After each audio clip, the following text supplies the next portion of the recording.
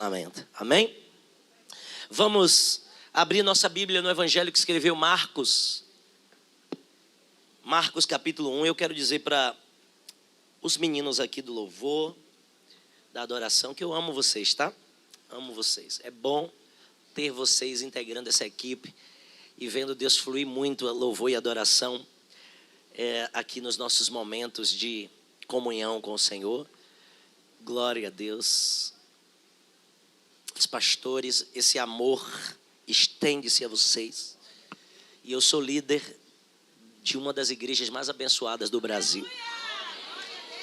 De um povo que vive com propósito, que ama a presença do Senhor. Isso para mim é um privilégio. Amém? A maioria dos pastores reclamam, rapaz, levita, tocador, não tem compromisso. Eu fico com medo às vezes de algumas conversas, porque as pessoas acham que eu sou snob,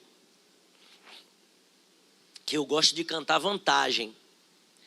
Por quê? Eu não posso reclamar do Ministério de Louvor daqui, nem do Cabula, porque os meninos, vocês já viram que toda vez que eu começo o louvor, eles já estão aqui? E ninguém cobra não, eles são homens, não são moleques, tem compromisso. E o pessoal que faz adoração, eu preciso reiterar isso, porque toda regra tem suas exceções. E graças a Deus que nessa igreja nós temos exceções. Amém? Então Deus abençoe. Vamos aplaudir a Jesus por isso. Compromisso.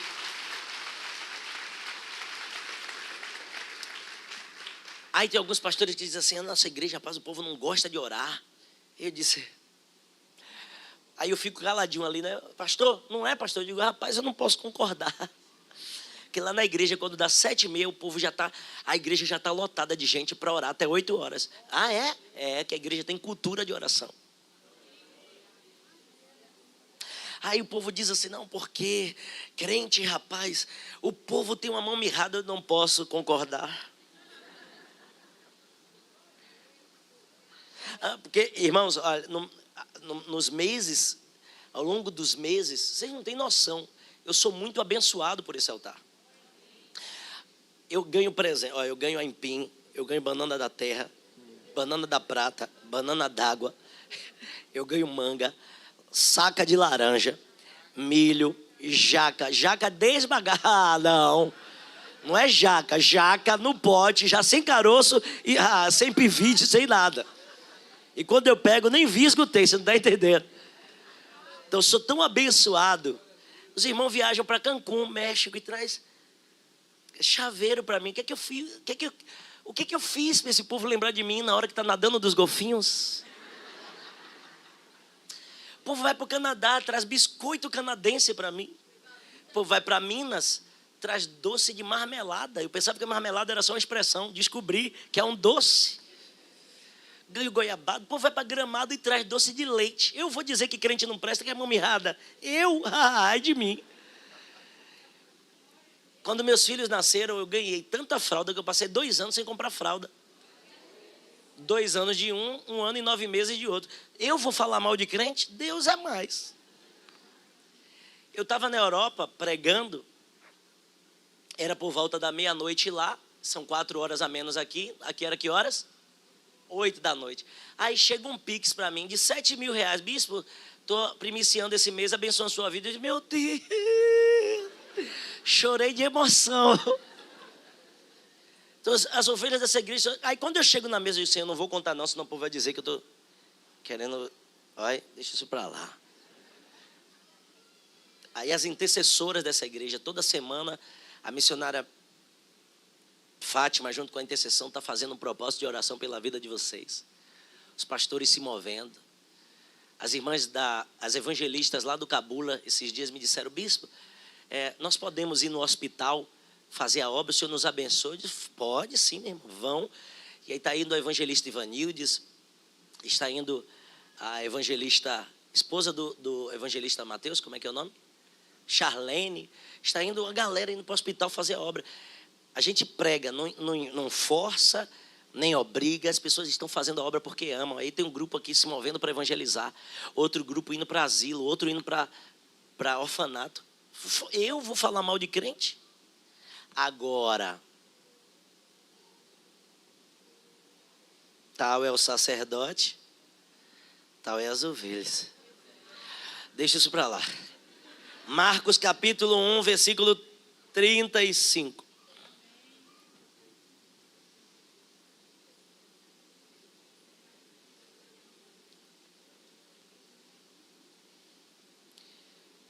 Aí teve mês passado, desde de maio, eu estou em propósito de oração. E toda sexta-feira eu estava vindo aqui para a igreja para orar. De meia-noite até 5 da manhã, às vezes de meia-noite até 3 da manhã. E eu esqueci que todo mês tem a vigília da manhã de adoração. Eita, saúde. Amém. E aí quando eu cheguei, estou orando, de repente estou vendo uns vultos passando, tudo escuro. Era o pastor Maurício chegando com a galera aí da... graças a Deus, não é cão não, é gente.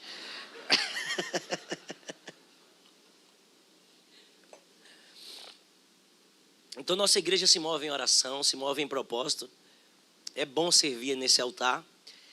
Parece até que eu estou me despedindo, né? Deus é mais. Só estou agradecendo, viu? Eu esse dia disse para meu avô, mas meu avô está com 81 anos, fez 81 anos em fevereiro. Minha avó fez 79, glória a Deus pela vida dos meus avós. Mas eu disse para eles, não levantem muito a mão no culto. Não levantem muito as mãos para Deus não achar que vocês estão querendo subir e puxar vocês. Na hora que chegar no culto, adore assim, ó, mão baixinha. O velho quase que dá um treco de tanto rir. Eu disse, eu estou avisando que eu te amo, não quero que o senhor vá agora. Acharam aí? Vamos? Marcos 1,35. E levantando-se de manhã, muito cedo, estando ainda escuro, saiu e foi a um lugar deserto.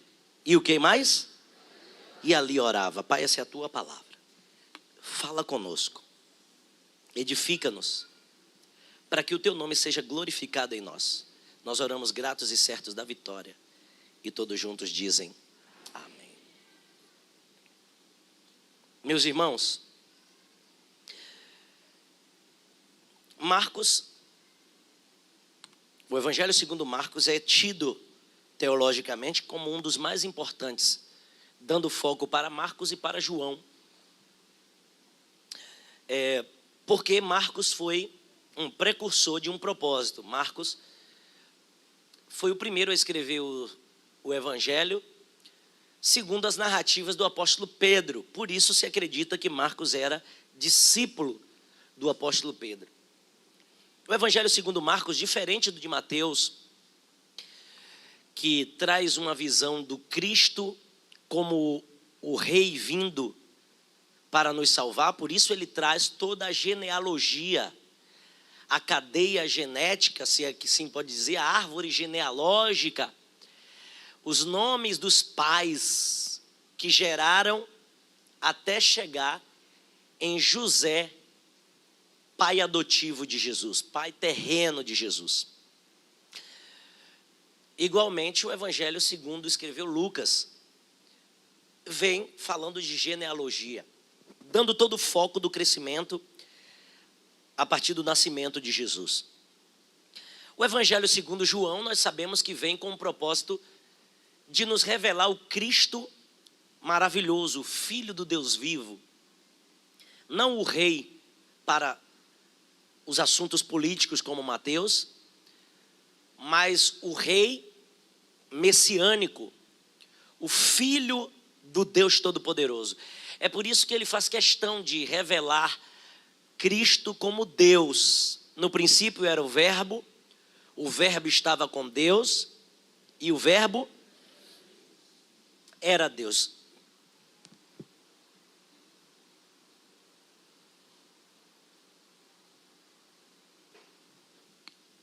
Vocês deveriam não deixar eu ir para São Paulo. Quando eu chego em São Paulo, eu esqueço que eu sou fitness. Começo a comer tanta coisa. Que café da manhã de hotel é um absurdo, né? Não é de Deus, não. Fui comer um negócio lá que acabou com a rinite tá atacada, já vai fazer 2 semanas. Vai dar certo. É de Deus, né? As irmãs falam de café da manhã, todo mundo quer defender logo. Jejum é de Deus, viu também.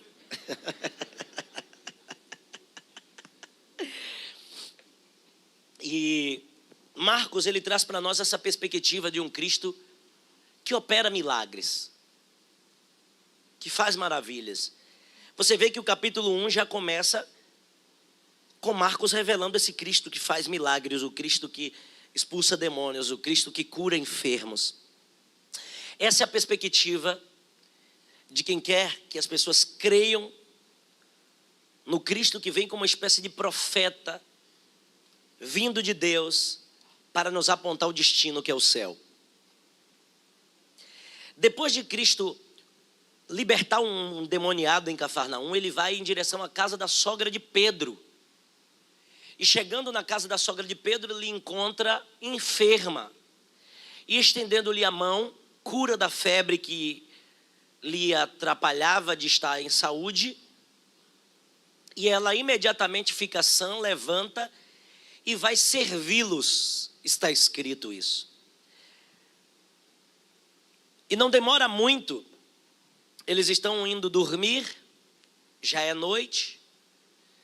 Só que quando é muito cedo, Jesus desperta, levanta e sai para um lugar deserto, como nós acabamos de ler, e ali orava. E a nossa perspectiva de mensagem, para quem está vindo pela primeira vez, e para aqueles que se perderam no fio da meada, o tema desse nosso ano é Jesus Cristo, o Filho do Deus vivo. Nós já tivemos temas preciosíssimos este ano, até aqui. E o nosso primeiro tema foi, óbvio, o tema geral, o tema do ano, que é Jesus Cristo, o Filho do Deus vivo. A partir daí, nós tivemos também o segundo tema. Tá comigo aí, Christian? O segundo tema, ouro, incenso, mirra e livramento. O verbo se fez carne, foi o nosso tema de fevereiro. Março, nós tivemos mais um tema precioso, mergulhando no Rio Jordão, vivendo o divisor de águas. Em abril, achamos o Messias e ele nos fez os seus discípulos. Em maio, em verdade, vos digo, em junho, o Pai procura os verdadeiros adoradores. E em julho, quem é este? Que até o vento e o mar lhe obedecem. Tudo está muito relacionado a Cristo, aos seus feitos e ao seu propósito. E o grande propósito que se revela para nós neste mês é oração. Jesus seguiu acalmando ventos, tempestades, curando enfermos, expulsando demônios, multiplicando pães e peixes. Mas tem momentos específicos da sua jornada que ele para tudo, vai para lugares específicos, com um propósito bem definido. Qual é esse propósito? Orar. E ali orava. Um dos assuntos mais importantes da Bíblia é a oração. Todos os profetas que mantiveram comunhão com Deus, a comunhão foi estabelecida através da oração. A oração é a comunicação do homem com Deus. A oração é o contato da criatura com seu Criador. A oração é a restauração, o momento da oração é a restauração da comunhão quebrada por Adão no Éden. O momento de oração é a lembrança de que o homem teve acesso a Deus face a face, diariamente. Sabe onde era o ali de Adão? O jardim do Éden. Todos os dias. às 3 da tarde no nosso relógio, e a hora nona, a hora dos judeus, Deus descia para o Éden para palestrar o homem, para ter contato com o homem. Isso fala de paternidade que dá destino. Isso fala de liderança que traz discipulado. Meus irmãos, a ciência diz que o homem mais sábio usa cerca de 10%, no máximo 10%, de toda a sua capacidade mental. Mas, teologicamente, acreditamos que o homem, no Éden, tinha a plenitude da sua capacidade mental. Não é à toa que Deus dá a capacidade a Adão de colocar nome nos animais, estabelecer ordem em muitas coisas que Deus lhe tinha dado autoridade. O homem não tinha enfermidade antes do pecado, antes da queda. Por isso Adão viveu 950 anos, quase um milênio. Por isso Matusalém vive 969 anos. Porque quanto mais perto de Deus você está, suas células recebem vida. Aleluia. Quanto mais perto de Deus você está, menos o efeito da morte e do pecado tem poder sobre você. Então a decadência da humanidade veio crescendo, e o meio pelo qual se mantém e se mantinha a comunhão com Deus era através da oração.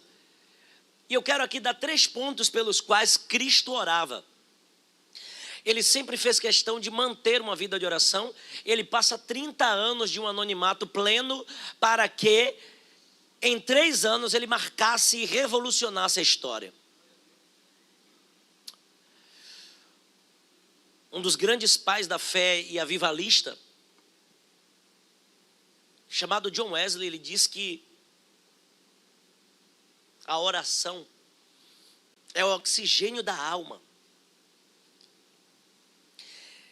E um dos motivos pelos quais ele orava é porque ele entendia a sua completa dependência de Deus.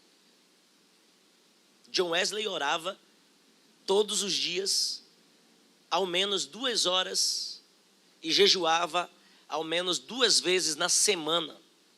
Até hoje, a igreja metodista wesleyana, para ordenar um pastor, para ordenar um sacerdote, tem como uma premissa o jejum fixo às quartas e sextas-feiras, para que todo ministro seja revestido de autoridade e de poder, entendendo a vida de jejum e de oração como algo muito importante. John Wesley não só ensinou sobre essa necessidade de mantermos comunhão, mas ele revelou que Cristo fazia a vida de oração para manter dependência e comunhão com o Pai. Esse é o primeiro fato que nós precisamos entender. A vida de oração nos mantém em plena comunhão e dependência do Pai. Diga comigo, comunhão e dependência. Se nós não entendermos que precisamos manter comunhão com o Pai, como falaremos algo? A pergunta é: o que teria o filho a dizer se não tivesse recebido do Pai? Como é que eu vou falar algo do que eu não ouvi?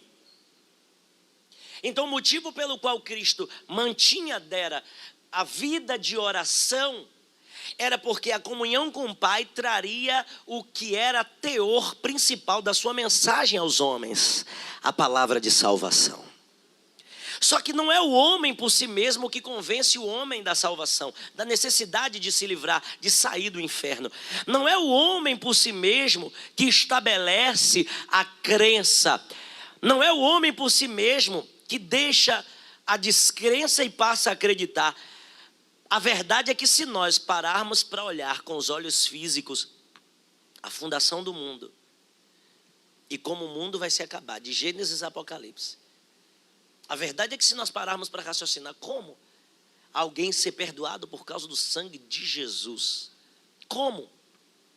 Se nós não entendermos que tudo que se testifica em nós é pelo Espírito, nós não teremos êxito na nossa caminhada da fé. Mas Cristo entendeu isso. Repita Por favor, comigo, comunhão e dependência. Cristo entendeu que apenas argumentos não convenceria os homens daquilo que ele veio trazer como mensagem do Pai. É por isso que ele faz questão de manter uma vida de oração.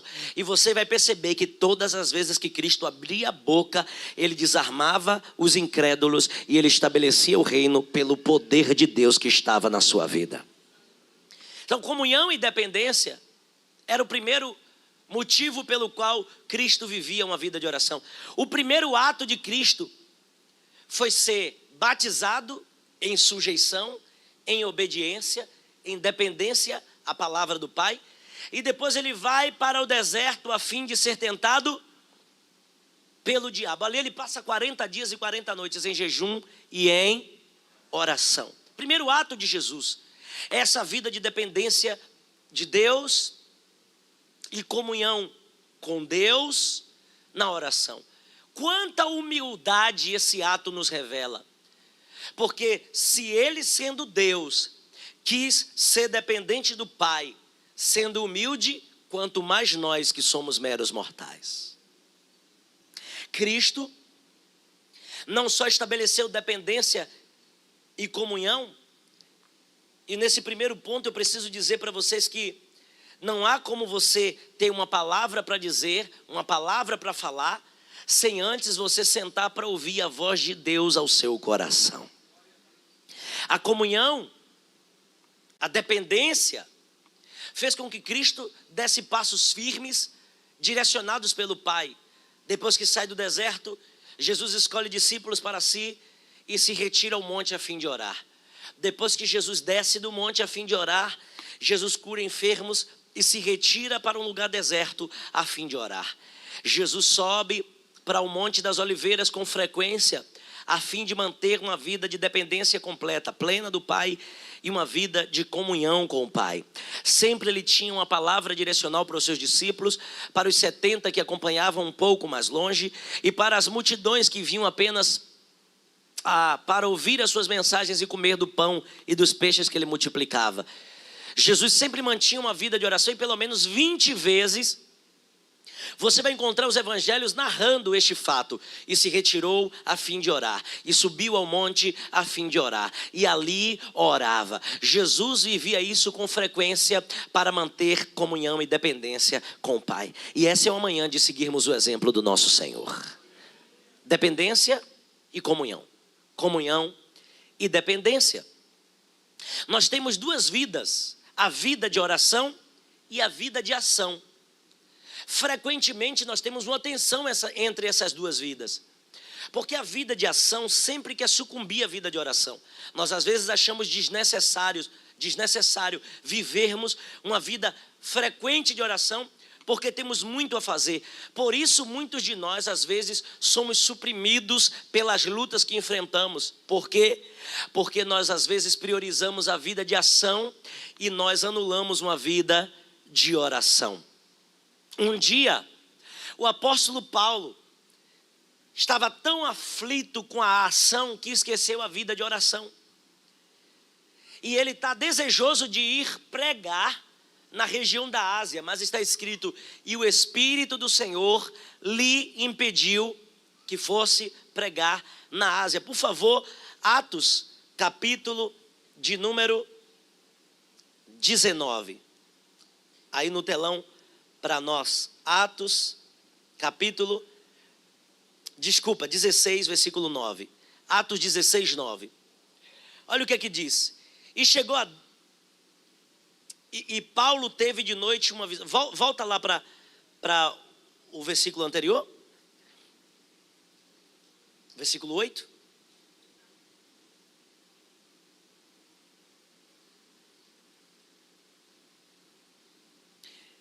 E tendo passado, eu coloquei aqui o versículo 9, que já é a resposta, mas eu agora senti necessidade de nós vermos alguns versículos anteriores. Versículos 6 e 7, deixa eu ver se é isso aqui. Aí, isso aí. E passando pela Frígia e pela província da Galácia, foram impedidos pelo Espírito Santo de anunciar a palavra na Ásia. Quando a gente vive uma vida de muita ação, A gente às vezes quer ser direcionado pelo que nós consideramos ser bom. Eu estou fazendo a obra, deixa eu ir aqui e vou continuar fazendo. Mas nem sempre fazer a obra significa que estamos fazendo a vontade. Olha o que acontece aqui no 7. E quando chegaram a Mísia, intentaram ir para a Britínia. Já que o Espírito do Senhor impediu de ir para a Ásia, vamos fazer a obra em outro canto. Mas o Espírito de Jesus não lhe permitiu. Aí então vem o versículo 8. E tendo passado por Mísia, desceram a Troade, o 9. E teve de noite uma visão, que se apresentava um varão da Macedônia e lhe rogava dizendo: passa a Macedônia e ajuda-nos. Ora, a igreja primitiva vivia uma vida de oração. Inclusive, para fazer a obra neste fato, antes de chegar na Macedônia, eles oraram até para saber quem iria com Paulo para essa obra missionária, para esse ofício espiritual. Mas orar por quem Deus quer que vá com você não significa que é para ir para qualquer lugar. A vida de ação sempre tenta sucumbir com a nossa vida de oração. Mas eu quero aqui estabelecer dentro do nosso entendimento que a vida de oração ainda é mais importante do que a vida de ação. A vida de oração fez com que Eliseu repreendesse a morte na panela. A vida de ação às vezes nos faz comer coisas que são venenosas. A vida de ação nos precipita a atitudes que nos levam para guerras que não deveriam ser nossas. É o caso de Josafá com Acabe. Mas quando ele ora e pede uma direção ao Senhor, está escrito que a guerra que Acabe entrou, segundo o livro de Crônicas 20:20, o Senhor respondeu para ele: crê no Senhor teu Deus e estarás seguro. Vida de oração. Crê nos seus profetas e prosperareis. Direcionamento. E ele disse: nessa peleja vocês não vão ter que pelejar, o Senhor pelejará por vós. Então ele entrou numa guerra pela ação, mas ele saiu da guerra por causa da oração. Precisamos dar prioridade a uma vida de oração pela dependência e comunhão com Deus, porque é o que vai nos dar a direção. O segundo motivo pelo qual Jesus vivia uma vida de oração: ele orava para ser modelo. O desejo de Cristo era que os discípulos aprendessem a orar. Capítulo 5 do Evangelho segundo Mateus, você vai ver Jesus ensinando no Sermão da Montanha a oração modelo. Quando orardes, orareis assim: Pai nosso que está no céu, santificado seja o seu nome. Eu tenho sede, eu quero que venha o teu reino. Que seja feita aqui na terra a sua vontade, como já é feita. Ele ensina os discípulos a orar, ele ensina a multidão a orar, e ele espera que essa multidão ore. Jesus não só vivia uma vida de oração para ser modelo que nós orássemos, como Jesus esperava que as pessoas orassem e ensinava sobre oração. Ele deixa claro para nós que existem castas de demônios que só saem com jejum e oração. Ele nos ensina dizendo que se alguém está ansioso pelo que comer, pelo que haver de vestir, pelo que haver de beber, não deve estar ansioso, mas antes faça suas petições notórias a Deus, porque Deus se cuida das aves dos céus, se cuida das plantas na terra. Todavia, ele vai também cuidar de vós. E ele diz: qual é o filho que, tendo pedido pão, o pai vai dar pedra? E tendo pedido peixe, o pai vai dar uma serpente ou escorpião? Pelo contrário, ele diz: se vós, sendo maus, saber dar coisas boas aos vossos filhos, quanto mais o vosso Pai Celestial. Mateus capítulo 6. Ele deixa claro que quando vocês oram, gente, se você orar, se vocês buscarem, vocês não só vão receber direção, não só vão ser dependentes, não só vão manter comunhão, como vocês vão receber provisão da parte do Pai. Então ele está sendo modelo, e Jesus não está preocupado com dinheiro em momento algum do seu ministério. Quando ele tem necessidades, o Pai lhe serve depois do deserto, depois de uma vida de oração. Quando ele está para pagar o imposto, ele manda Pedro ir pescar, e na boca do peixe veio a providência. Quando ele está diante de uma multidão, ele pede pães, ele pede peixes, dá graças e os céus multiplica. Ele estava orando e ensinando. Quem ora tem provisão, tem providência, tem socorro de Deus. Oh, aleluia. Alguém entende aqui que precisa viver uma vida de oração? E uma vida de oração te faz não só ter comunhão, dependência no Senhor, como também traz para você providência do céu, traz direcionamento do céu. Diga glória, diga aleluia. Ser modelo de uma vida que agrada ao Pai. Porque se nós não entendermos, queridos, que a oração nos torna sensíveis, nos direciona e nos dá resposta, mas também trabalha dentro de nós para ouvirmos onde o Pai quer transformar o nosso ser. Jesus faz uma oração no Getsemane, várias orações que fez. Uma famosa, ele diz: Pai, o Senhor sabe que se dependesse de mim, eu pularia essa parte. Se possível, passa de mim este cálice. Mas que, todavia, seja feita a tua vontade. Ele entendeu no espírito que, para além da dor que ele iria enfrentar, tinha uma vontade soberana que queria que ele enfrentasse aquela dor. E ele quis ser exemplo. O apóstolo Paulo vai escrever aos Filipenses e dizer que haja em vós o mesmo sentimento que houve em Cristo Jesus, nos ensinando também a ser modelo. E ele escreve dizendo que vocês sejam modelo para os fiéis. Aquele que quiser vir atrás de mim, negue-se a si mesmo, tome consigo a sua cruz, siga-me. Cristo deixa claro para nós que ser modelo, ser sua cópia, tê-lo como referência, exige de nós comprometimento com o propósito, de maneira que sejamos modelo. Mas não somos modelo do modelo para sermos cópias, porque Deus não trabalha com cópias. Nós somos modelo do modelo, mas somos únicos, porque o que Deus vai fazer na vida de cada um é especial e é sobrenatural. É por isso que, apesar de os homens te olharem como um número de série, você tem um número de série na sua identidade. Tem gente aqui que tem o RG, tem outros que tem RG, CPF, tem outros que tem RG, CPF, número de passaporte. Tem gente que tem RG, CPF, número de passaporte, número de PIS. Tem gente que tem RG, CPF, número de passaporte, número de PIS e tem número de conta. Porque cada pessoa é única, cada pessoa é exclusiva, cada pessoa é especial. Mas para além disso tudo, na sua identidade tem a sua impressão digital. Porque se os números não baterem, eles vão ter que saber que só existe uma pessoa na terra que tem o que você tem na ponta dos dedos. Deus te fez único e especial. É por isso que Ele quer que você seja um modelo. As pessoas vão olhar para você e vai dizer: é diferente. Carrega a presença de Deus, carrega o brilho da glória através de uma vida de oração. Deus tem um particular com cada um. A uns Ele usa o galo para falar, com outros Ele usa o corvo, com outros Ele usa um grande peixe, com outros Ele já fala através, Ele já envia a providência através de um corvo. Para cada um Deus tem uma forma.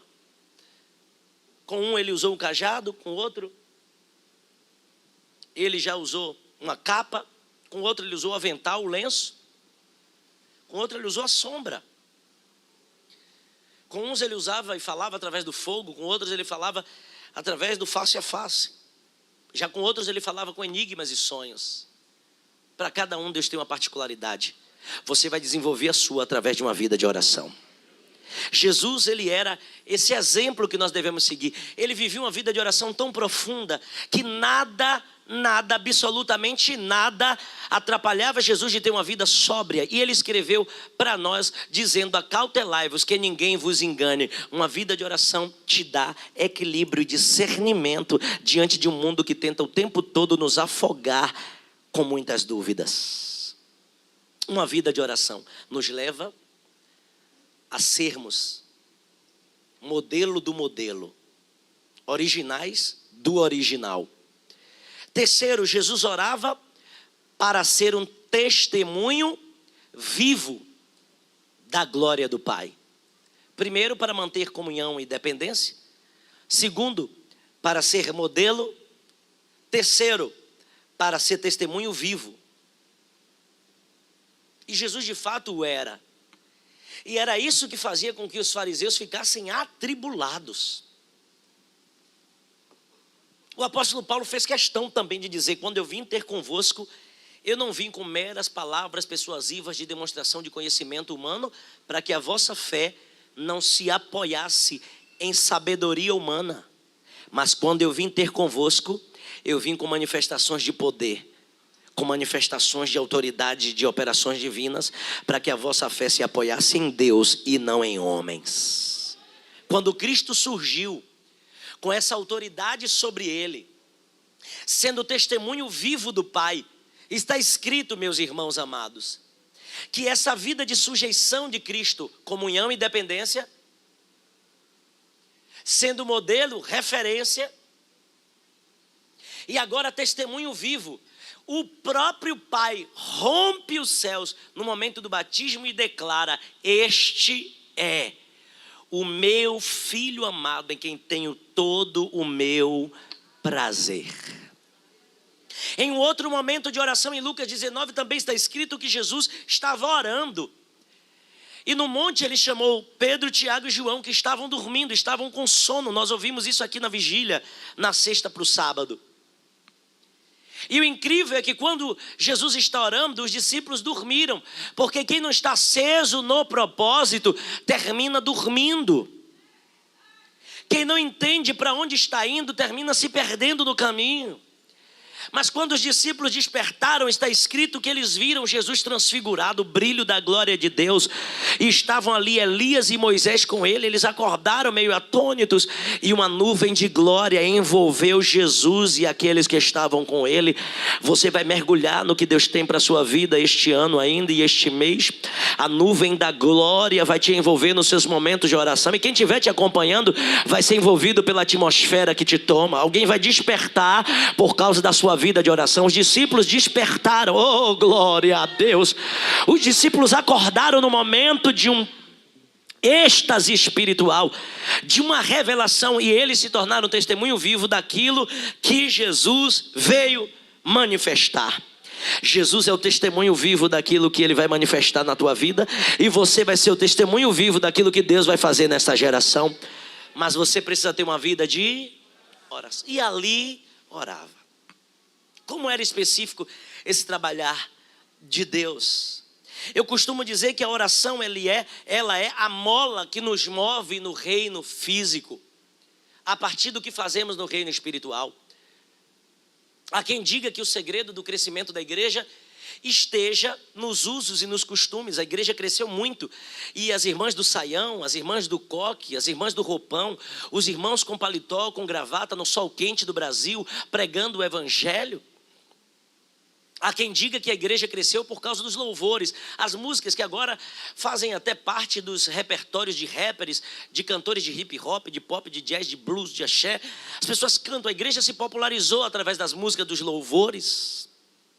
Há quem diga que a igreja cresceu por causa da televisão, porque algumas igrejas tinham seus horários em momentos nobres da TV e alguns outros também de madrugada. Há quem diga que a igreja cresceu pelo evangelismo, pela pregação da palavra, pela expansão. Mas eu me ouso dizer que a igreja não cresceu por nenhum desses fatores, porque ninguém é convencido do homem pelo homem.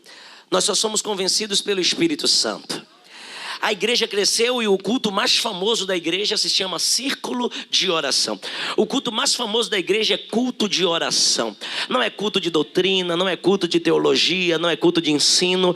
E eu posso me ousar também a dizer que quando a igreja chegou, não foram os doutores, não foram os nobres que receberam, foram os ignorantes, foram eis isso, eis aquilo outro. Um povo desprezado da sociedade, mas que decidiu dar ouvidos à voz de um Deus que responde a oração. Eu sou testemunha porque há 30 anos atrás, quando a minha família abraçou a fé, nós mergulhávamos em uma vida de oração e nós vivemos muitas operações divinas. A vida de oração fez com que muitos pecadores se convertessem ao evangelho, muitos endemoniados fossem libertos. Há quem diga que o crescimento da igreja se dá pelos variados números de denominações criadas pelos homens para buscar a face do Senhor, mas eu ouso dizer que a engrenagem que mais move a igreja é uma vida de oração. A vida de oração traz o pecador para a presença de Deus. A vida de oração livra alguém de quem a sua oração é alvo. A vida de oração fez milagres acontecerem e alguém testemunharem que Deus é Deus de milagre. A vida de oração fez anjos se manifestarem no reino físico por causa de crentes fiéis que devotaram a sua vida de oração. A vida de oração fez com que pessoas que aos olhos dos homens eram impossíveis de mudarem, Jesus quebrou, transformou, mudou e se transformaram testemunhas vivas de um Deus que ainda transforma o coração do homem. Por favor, diga comigo: uma vida de oração gera uma vida de milagres. A vida de oração para o crente fiel é o que manifesta dons espirituais, o dom da palavra de sabedoria, o dom da palavra de conhecimento, o dom de discernir os espíritos. É uma vida de oração, pastor Felipe, que traz para a vida do homem os dons de curar, os dons de operações de maravilhas, o dom da fé se manifesta. É uma vida de oração que faz o dom de falar em línguas ser evidente na vida de crentes pentecostais que creem nesse mistério. É a vida de oração que faz o dom de interpretar as línguas enquanto alguém fala, outro discernir misteriosamente o idioma do céu. Aleluia. É o dom que se manifesta através da vida de oração. A vida de oração é também quem traz para nós o dom de profetizar. Crentes que falam hoje o que Deus vai operar amanhã, e nós vemos o testemunho vivo daquilo que Deus fala. Quando o crente decide orar, ele desfaz feitiçaria, magia, encanto, porque a vida de oração traz o poder de Deus se manifestando na terra, e não existe outro poder que se estabeleça acima daquele que Deus estabeleceu na vida de um crente que ora. Crente que ora é uma vida poderosa no Senhor, porque ele não tem medo de sombra, ele não tem medo de assombração, ele não tem medo de demônio, ele não tem medo de magia, ele não tem medo de encanto, ele não tem medo nem do diabo que aparece de chifre diante dele, porque junto com o anjo de Arábia, Canterebia, Cheia, junto com o anjo que faz a sua segurança, ele anda seguro, sabendo que o Deus de Abraão, de Isaac e de Jacó é com ele. Ele sabe, o crente de oração tem segurança de que 1000 cairão ao seu lado, 10.000 à sua direita, mas ele não vai ser atingido. Quem vive em oração sabe que o mesmo poder, a mesma unção que ungiu a Cristo está sobre a vida dele. Tem crente de oração aqui? Tem. Vida de oração pode parecer para alguns uma vida de religião, uma vida religiosa, uma vida de devoto, uma vida até que parece não fazer muito sentido, até você começar a ver os efeitos de uma vida de oração. Por isso Jesus, ele tinha essas 3 práticas, ou por esse motivo ele tinha a prática da oração: comunhão e dependência do Pai. Ele orava porque ele precisava manter comunhão e dependência do Pai. Ele orava para ser modelo. Venham atrás de mim, façam o que eu faço. E terceiro, porque ele queria ser o testemunho vivo de que o Pai de fato queria salvar uma geração. E nós fomos alcançados, porque Jesus um dia no Getsemane também orou por nós, dizendo: Pai, não só esses que hoje me ouvem, mas todos quantos um dia aceitarão a fé, eu oro por eles. A oração de Jesus te alcançou. Você vai ouvir muito sobre oração esse mês. Abacuque orou, Moisés orou, Elias era de oração, Eliseu tinha uma vida reservada de oração, Joel, Amós, Obadias. A vida desses profetas foram marcados por uma vida de oração. Mas nós vamos ouvir falar sobre uma sacerdotisa, uma profetisa por nome Ana, um sacerdote por nome Simeão, que aguardavam com anseio, em vida de oração, a promessa que Deus lhes tinha feito por intermédio de profecias. Nós vamos aprender muito sobre a igreja primitiva que vivia uma vida de oração. Com isso, maravilhas aconteciam. Mas nos nossos dias o maior desafio é a vida de ação não destruir a vida de oração. Porque nós temos muitos streams hoje nos atrapalhando, nós temos muitas coisas e fatores tentando roubar a nossa atenção. Olhe para mim, por favor. Entenda que a moeda, eu costumo dizer que a cédula mais importante no reino espiritual é o seu tempo. Os homens usam uma frase dizendo: o tempo é dinheiro. Mas eu quero dizer para você que tempo não é dinheiro, tempo é vida. E quando você troca o seu tempo apenas por dinheiro, você também está perdendo a sua vida. Quando você demanda um pouco do seu tempo para uma vida de oração, Deus, além de te dar vida, Ele faz com que as outras coisas sejam acrescentadas na sua vida. Então, oração para nós não pode ser um artigo de mero capricho. Não. Precisa ser uma ferramenta essencial para a nossa jornada. A oração não pode ser a última alternativa. Precisa ser a primeira decisão que nós tomamos. A oração precisa ser parte da rotina. A oração precisa ser uma rotina à parte. Por isso Jesus orava em alguns lugares, mas de vez ou outra ele se retirava em um lugar específico, silencioso, sozinho, para orar. Às vezes vai ser necessário você deixar o alarido das multidões, o clamor dos povos, para no silêncio ouvir a voz de Deus e aprender a discerni-la. A vida de oração é essencial para quem quer crescer na fé, para quem quer crescer no ministério. Quando você deixa a vida de oração matar uma vida de oração, você briga por cargos, você briga por lugares, você briga por coisas, porque você não entendeu ainda que Deus guarda o que é seu. Mas quando você ora, você não briga por coisas, porque o que é seu, alguém não vai ficar, vai ter que largar e vai enxergar nas suas mãos. Quando você ora, você entende que não precisa competir com ninguém, porque o seu lugar, aleluia, uma vida de oração nos torna inatingíveis. Uma vida de oração para crentes que se tornam e se permitem ser sensíveis e dependentes, nos coloca, está escrito, acima de todo principado, de toda potestade, escondido em Cristo e em Deus, em lugares celestiais. Crente que vive uma vida de oração e se permite ser tratado, não se ofende. Ele sabe que o alvo é atingir seu coração e tirar ele do propósito. Ele se abaixa para escrever na terra, e quando levanta, levanta com resposta de Deus. Crente que ora, ele não cai em ciladas armadas pelo maligno, porque o crente que ora, ele tem uma visão antecipada de fatos. E quando o laço vem, ele já recebeu o livramento debaixo da direção de Deus. Tem crente de oração aqui? Tem. Crente de oração não se desespera quando os filhos, quando o marido, quando a esposa sai do eixo. Bicho, eu estou tão desanimado, estou tão chateado. Eu até recebi uma mensagem esses dias de uma ovelha aqui da igreja, dizendo: bispo, eu estou com um sentimento de impotência, eu estou com um sentimento de tristeza, porque minha filha se envolveu com magia e etc, etc. Eu disse: filho, você não pode se desesperar e nem tem um sentimento de impotência. A sua guerra agora está clara. Antes você não sabia contra o que lutar, agora você sabe. Esse é o momento de você usar isso como oração, com jejum, e determinar, porque não existe nem pai, nem mãe, nem sacerdote nenhum que tenha mais poder na vida de filho do que pai e mãe que gerou, que botou para fora. Eu disse para ele: essa é a hora de vocês se unirem em oração e declarar: meus filhos não nasceram para ser filhos de outro Deus e de outro santo. Só o Senhor é Deus e só o Senhor é santo.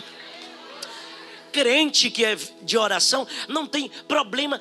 O filho está nas drogas, bispo, eu não sei nem o que eu faço. Você desce na olaria, porque na olaria tem resposta. A última palavra não vem do traficante, a última palavra não vem do tráfico de drogas, a última palavra não vem da polícia, a última palavra não vem do advogado, a última palavra não vem do médico, a última palavra não vem da terra, a última palavra não vem dos poderosos. Quando o crente ora, a última palavra vem de Deus, a última palavra vem do céu, a última palavra vem do trono e direciona e norteia a sua vida.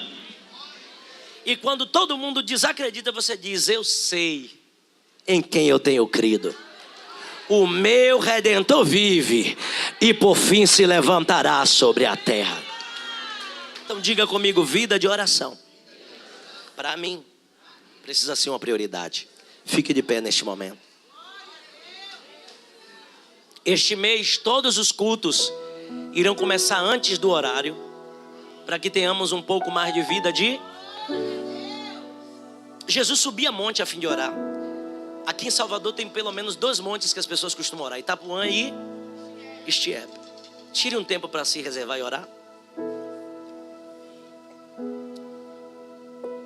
Oração habilita em você frutos. Tem muita coisa para você ouvir. Eu não vou falar tudo, porque senão daqui a pouco o bicho está repetindo tudo que falou na ceia. Mas por mais que se repita, é bom assimilar no seu coração. Mas nós vamos levantar as mãos para orar agora, nós vamos cear. E eu quero que você ore com muita intensidade. Pai, desperta em mim uma vida de... Você vai declarar para o Senhor: eu não quero que a vida de ação atrapalhe a minha vida de... Vamos fechar os olhos agora e vamos guerrear por isso. Oh, glória. Eu tenho fome nesta manhã, Senhor, mas não é de pão, nem de comida. Eu tenho sede, mas não é de bebida. Eu tenho sede de ver uma igreja orando.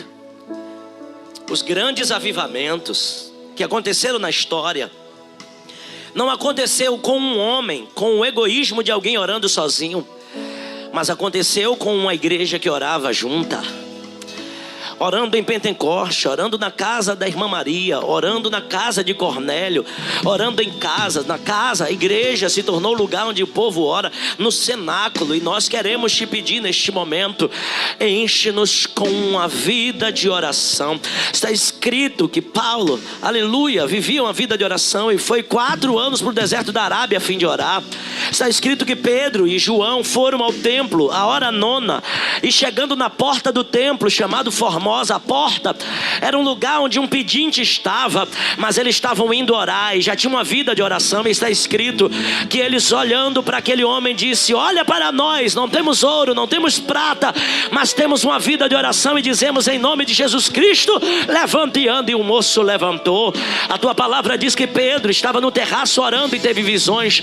Eu te peço nesta manhã, Pai, levanta crentes na oração, levanta crentes na comunhão, levanta crentes na intercessão, levanta crentes no propósito, meu Deus, que não oram só pelos dons, pelos frutos, que não oram só pelas bênçãos que querem, mas que oram por vidas, que intercede pela cidade, intercede pelo estado, intercede pela nação, intercede pelos missionários, intercede pelos que precisam. Senhor, desperta no coração, no seio dos teus filhos, uma vida de oração. Nós oramos em espírito e te pedimos que haja um despertar. Deus, são tantas coisas tentando roubar nosso tempo, nossa oração. O YouTube, os streams. Senhor, nós estamos ouvindo tantas coisas nas redes sociais, estamos ouvindo, meu Deus, tantas pessoas nas televisões, nos canais de TV aberta, TV fechada, mas nós queremos ouvir a voz do Espírito Santo que nos guia. Queremos ouvir a voz do Senhor, não a voz da dúvida, não a voz do medo. Senhor, nós não queremos ouvir a voz do seu Espírito, nós não queremos ouvir a voz de especialistas. O mundo está cheio de especialistas, mas inconsequentes, irresponsáveis nos que falam. Mas o Senhor, quando brada, o faz tremer o deserto. O Senhor, quando fala, dá norte ao crente. O Senhor, quando fala, traz cura, traz milagre, traz direção. E a igreja quer ouvir o Senhor falar através da oração. Quem quer comunhão com o Pai, quem quer humildade para se manter ligado a Ele, diga para os céus ouvir: Senhor, eu nunca vivi. Quem nunca viveu, diga para Ele: eu nunca vivi uma experiência de oração, mas esse mês eu vou me permitir. Aqueles que já viveram, diga: Deus, eu quero viver de novo. Senhor, eu quero fluir em vida de oração. Oh, aleluia, vamos, reaja.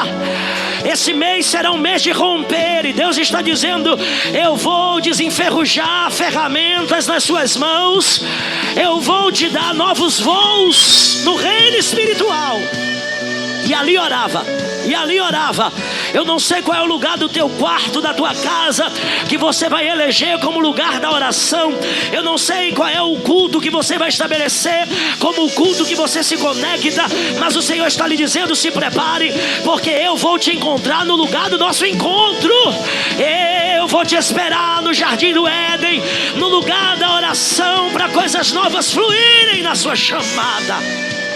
Agosto começou e o Senhor está lhe dizendo: eu estou te devolvendo as chaves do reino, e o que você ligar na terra será ligado nos céus, e o que você desligar na terra será desligado nos céus. Recebe chave de resposta, chaves de portas espirituais. Essa igreja tem vigília. Nós não oramos porque um problema nos atingiu. Nós não só oramos quando um vento sopra. Nós oramos porque a oração para nós é estilo de vida. E nós te pedimos anjos trabalhando nesta manhã por causa de uma igreja que ora. Batiza com o Espírito Santo conforme a necessidade que muitos têm por causa da oração. Senhor, eu te peço, dispensa armaduras que alguém precisa: sandália de preparação, espada do Espírito, capacete da salvação, alabandará cheia, escudo da fé, couraça da justiça, por causa da oração. Quem quer, quem crê, Senhor, Aramanai, afia as ferramentas dos teus filhos, afia as ferramentas da tua igreja, aleluia. Desperta a habilidade que estava paralisada, Senhor, ativa dons que estavam desativados, ativa chamadas que estavam paralisadas por causa da oração. Oh meu Deus, desobstrui canais que estavam obstruídos, desentope ouvidos que estavam tapados, tira o comichão do ouvido. Senhor, se revela para eles em visões, em revelações, e glorifica o teu nome em nós, em nome de Jesus, para a glória de Jesus.